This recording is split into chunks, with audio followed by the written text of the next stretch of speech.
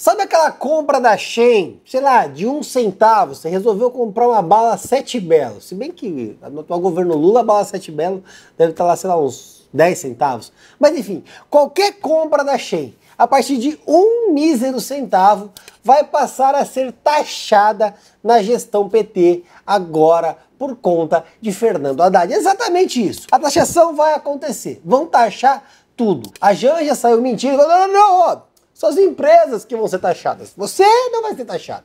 É as empresas que serão taxadas. O Haddad primeiro mentiu, era até 50 dólares, fizeram uma passada de pano, esperou passar uns meses, colocaram ali um pouquinho e depois enfiou o resto. E foi exatamente o que fizeram. Agora, qualquer compra na Shein vai ser taxada. A partir de qualquer valor. Comprou na Shein uma caneta Bic, quanto custa uma caneta? R$1, vai ser taxado. Fim de papo. É isso. Ou seja, 17% de ICMS mais 60% de valor de importação. Ou seja, 77% do valor comprado a título de impostos. Se você comprar uma caneta por R$1, você vai pagar R$1,77. Fora o frete, porque você tem que custear as mamatas do Lula, o enxoval da Janja. Bem-vindo ao Brasil do PT. Mas aí eu elaborei aqui uma cronologia para você entender. E diz o seguinte, petistas dizem que é fake news que o Lula vai taxar as compras online. Então o primeiro era mentira. Não vai taxar nada, fake news. Aí veio o Felipe Neto. Eu não sei porquê, cara, toda vez que fala Felipe Neto, eu lembro de alguma pessoa que escreveu no Twitter Nelipe Feto. Isso e dá um trabalho para eu ler Felipe Neto e não falar Nelipe Feto. Enfim, o Felipe Neto disse que as medidas do governo são para combater o contrabando, ou seja, você vai pagar imposto para combater o contrabando. Uma medida genial do Felipe Neto. E aí veio a Janja. E a Canja disse o seguinte, que ela falou com o Andrade sobre a taxação, e que na verdade a taxação era só sobre as empresas, o que eu falei para você antes. Mas a empresa não vai passar o preço, né? Porque ela não tem nada de mercado, nunca pilotou uma barraquinha de cachorro-quente. E no fim o governo admite que é o consumidor que vai pagar a taxa. Ah, sério? Nossa. E que será só para compras acima de 50 doletas, ou seja, abaixo de 50 dólares seriam isentas. Só que não é isso que aconteceu. Agora, o picolé de chuchu apareceu lá e falou que as compras abaixo de 50 dólares também serão taxadas. Se você está duvidando, vê o próprio Geraldo falando. O setor de comércio e serviços, comércio eletrônico, foi feito trabalho nas plataformas digitais para formalização dos importados, já começou a tributação de ICMS e o próximo passo é imposto de importação, mesmo para os com menos de 50 dólares. Sabe o que é pior? Eu vejo o Alckmin, eu lembro do vídeo dele na campanha falando mal do Lula, falando mal do PT, falando da cena do crime. Dá uma olhada, vamos relembrar. Depois de ter quebrado o Brasil, Lula disse que quer voltar ao poder. Ou seja, meus amigos, ele quer voltar à cena do crime.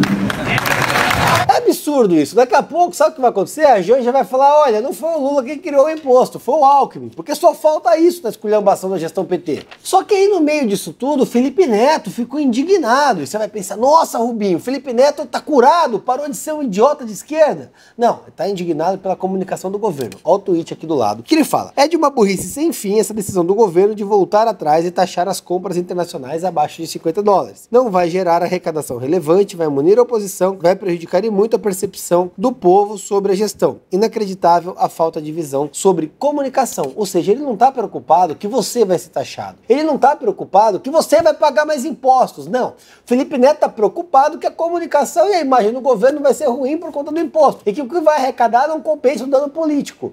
Olha o cálculo dele. O cálculo dele é a imagem do Lula. O cara é uma cadelinha do Lula. É impressionante o papel que se presta ao Felipe Neto. Sim, eu não sei o que fez essa pessoa ter esse tipo de raciocínio. De verdade, assim, o Felipe Neto deve ter passado por uma lobotomia no laboratório de esquerda, porque não faz sentido. E aí, no meio disso tudo, tem a indicação do Flávio Dino. Flávio Dino indicado para o STF. E a responsa sobra para quem? Para o Senado. Competem aos senadores a sabatina e a votação.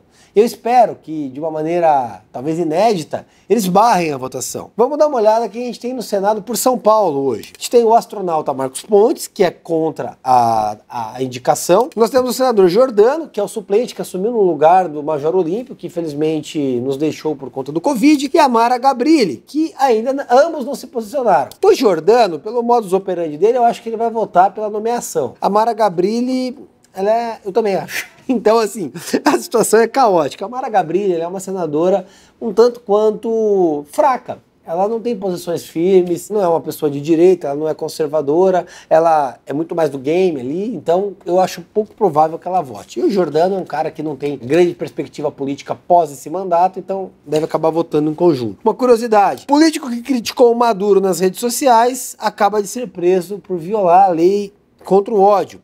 Nelson Pinheiro foi preso em sua própria casa. No Brasil, o Dino é o principal defensor da PEC da censura. Lá na Venezuela, o cara, ele criticou a ditadura. Um venezuelano foi lá e falou, ó, tá tudo errado o que o Maduro tá fazendo. Aí lá eles têm uma lei contra o ódio, porque é assim, se você critica o governo, você destila o ódio. Prenderam o cara. E aí, aqui o Dino defende a tal da PEC da censura, que limita o que você pensa, cerceia a sua opinião. E ele já deixou claro que a censura, né, que essa PEC vai vir pelo Legislativo, pelo Executivo ou pelo Judiciário. Dino indo pelo Judiciário. E no abuso de autoridade que nós temos vindo a acontecer, esse show de horrores que tem se tornado o STF no Brasil, com uma caneta pesada como a que o Dino vai ter, infelizmente, tempos ainda mais sombrios vão parar sobre o Brasil. Dá uma olhadinha no vídeo do Dino para você ver que foi ele que falou. É importante dizer à sociedade brasileira, nós temos 3 caminhos possíveis para esta regulação. Uma, que nós desejamos que chegue ao final, é a regulação pela lei, ou seja, por deliberação do Congresso Nacional. Se estes adeptos do faroeste digital conseguissem impor a sua vontade ao ponto de impedir o processo legislativo, lembro que nós temos a regulação derivada de decisões administrativas, inclusive do Ministério da Justiça, e a regulação feita pelo Poder Judiciário no julgamento de ações que lá tramitam. Então, que fique a mensagem consignada enfaticamente. Os adeptos destas práticas deletérias, nocivas, agressivas e morais, perderão. Eles vão perder. Não sei se hoje, se amanhã ou semana que vem, mas perderão.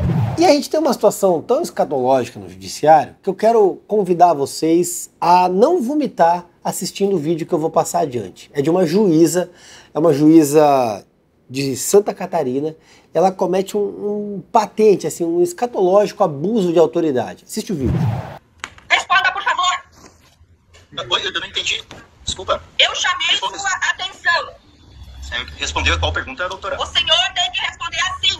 O que a senhora deseja, excelência? Certo? Não estou entendendo. Repete. Pode continuar, por favor. Repete. Eu sou obrigado. Desculpa. O senhor não é obrigado. Mas se o senhor não fizer isso, a audiência, o seu depoimento termina por aqui e será totalmente desconsiderado. A juíza, que tem uma síndrome de juizite, ela queria ser tratada como Vossa Excelência e não como doutora. E era uma testemunha, não dá para exigir esse tipo de bobagem. E ela chamou a testemunha de bocudo. E mais, ela disse que o depoimento não seria considerado por falta de educação. Eu vou explicar para você um pouquinho disso tudo, tentando não ser juridiquês. O primeiro ponto é que tem o dever de urbanidade, mas não tem nada que obrigue a tratar a juíza por Vossa Excelência. E eu vou ser bem sincero, eu acho isso uma tosquice. Eu não tenho por hábito tratar juízes por Vossa Excelência. Eu sempre chamo de doutor, às vezes você conhece mais o juiz, acaba chamando de você em audiência. Eu nunca fui adepto a grandes formalidades, eu não gosto que me chamem de doutor, eu não gosto que me chamem de excelência por ser vereador, eu acho isso uma tosquice. Para mim, Rubinho basta. Tem umas pessoas que chamam o senhor por ser vereador. Eu não gosto disso. Eu acho estúpido. Mas eu até entendo a formalidade. Só que não há como exigir de uma testemunha isso. Primeiro que a postura da juíza é completamente destemperada. Ela começa a gritar, ela está histérica, ela está histriônica. Ela é desrespeitosa. Ela poderia, se fosse o caso, mas não é, tá? Num caso hipotético de falta de respeito, advertir a testemunha, olha, você tem que agir com respeito, eu peço que não use mais essa palavra, mas de uma maneira educada, falando de maneira calma, como eu estou falando com vocês agora, não impondo aos berros, uma coisa esquisita, feia, mostra que ela é uma pessoa pequena no aspecto ético, no aspecto moral, ela é uma pessoa pequena como ser humano, tem síndrome de juizite. No judiciário a gente costuma falar isso. Sabe, um juiz soberbo, acha que é Deus, acha que está acima do bem e do mal, porque tem a porcaria de uma toga. Se esquece que vai morrer, vai virar osso, igual todo mundo. E aí tem o segundo aspecto. Ela cometeu abuso de autoridade e cometeu, no ambiente processual, cerceamento de defesa, porque a testemunha ela tem um papel importante no desempenho do processo. E eu não sei se era testemunha de defesa ou de acusação. Eu sei que a postura da juíza atrapalhou o esclarecimento dos fatos que estão no processo. E isso é um ataque da própria juíza à marcha processual. Ela desconsiderou tudo que aquela testemunha poderia falar sobre os fatos analisados no processo, simplesmente porque ele não se curvou à grande majestade. Isso é um completo de um absurdo. Segundo ponto, o advogado se prestou um papel de banana, com todo respeito ao colega. Competia ao advogado se impor naquele momento e defender a testemunha. Competia ao advogado dar voz de prisão à juíza por abuso de autoridade. É óbvio que ela não ia para a cadeia, mas ele ia tumultuar o ambiente, a audiência seria suspensa, ele pediria a voz de prisão, conseguiria anular aquele ato, pedir a substituição do magistrado, poderia representar contra a juíza no CNJ, ainda pode, mas seria mais base de sustentação para tudo isso. O que mais me entristece nisso tudo não é a postura do advogado, foi a estratégia que ele teve, a gente tem que respeitar, não é o que eu faria. Já me deparei com situações similares, não tão grotescas quanto esta. Tive uma postura um pouco mais bélica. Agora, a questão seria a seguinte: se você representa essa juíza no CNJ, sabe o que acontece com ela? Ela é punida, sabe qual que é a punição dela? Ela é punida com a aposentadoria compulsória, na pior das hipóteses. Fala, olha, você é muito ruim, você pode ser corrupta, pode ser um diabo que for. Então você é muito ruim, você não pode mais ser juíza. E aí você vai ficar aposentado agora com salário integral. É isso que acontece quando um magistrado é aposentado no país, que é a pena mais grave para um magistrado que cometeu uma atrocidade. E isso só dá notas da ditadura do judiciário que a gente vive no país, onde o judiciário faz o que bem entende, age como se fosse acima do bem e do mal. Eles não são um terceiro poder ou um poder paralelo, eles são o poder que manda em todos. E todo mundo se curva para a ditadura do judiciário. Essa juíza, a postura dela, é o sintoma de um judiciário doente. É isso que nós estamos vendo no país hoje. Eu me solidarizo com o colega advogado, com a testemunha, que passaram por esse tipo de conduta. A OAB solicitou providências para que a juíza fosse afastada. E é o mínimo. Mas é lamentável, porque uma postura como essa, ela tinha que ser exonerada. Ela não pode voltar a ser magistrada. Não tem atributos. No máximo, ela tem que ser levada a um tratamento terapêutico. Porque precisa de tratamento essa mulher, precisa de um psicólogo. Isso não é normal. Sinto muito. Agora, eu quero convidar vocês a entender o mal que a Rede Globo é para a democracia brasileira. Existe um cara chamado Príncipe Mohammed bin Salman. É Salman. É o Príncipe Mohammed bin Salman. Ele gosta de comer salmão. E é o seguinte, Lula e Bolsonaro se encontraram com essa criatura aqui, com o tal do Príncipe Mohammed. Só que olha a matéria do Globo quando o Bolsonaro se encontrou com o príncipe. Esse príncipe aqui. A amizade de Bolsonaro com um ditador anticristão. Só faltou falar que ele era o próprio anticristo. É o filho do demônio. Quando o Bolsonaro se encontrou com ele. Aí o Lula foi lá e se encontrou com o sujeito. A mesma Globo. Em Riad, Lula se reúne com o príncipe herdeiro da Arábia Saudita. Então, de anticristão, ele se tornou um príncipe herdeiro. Parece que ele estava num cavalo branco, vindo dos reinos dos céus. Impressionante a postura da Rede Globo e como ela norteia, como ela tenta manipular os fatos para conduzir a opinião pública para determinado caminho. Isso é vergonhoso, isso não é jornalismo, isso é militância. E isso é um meio perigosíssimo de impor a informação e aos poucos aumentar ou diminuir e minar a imagem de alguém. E é isso que a imprensa faz e é contra isso que nós temos que lutar. É por isso que nós temos que ficar vigilantes. Tamo junto, um abraço e vamos processar tudo, inclusive aquela juíza.